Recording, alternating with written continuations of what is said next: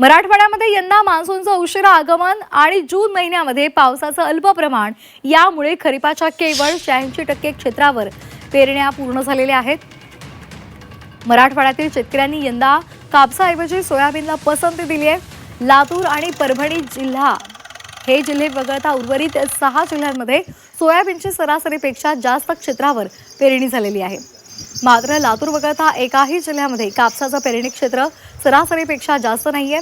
मराठवाड्यामध्ये 22,81,821 हेक्टर खरीपाचं सरासरी क्षेत्र आहे। आतापर्यंत त्यापैकी 19,53,760 हेक्टरवर खरीपाच्या पेरण्या झालेल्या आहेत। त्यामुळे सर्वच पिकांवर परिणाम होणार। खास करून कापसाचा टप्पा हा यंदा खूप कमी झाला आहे। कापसाचं तब्बल 2.5 लाख हेक्टरनं क्षेत्र घटलेलं आहे।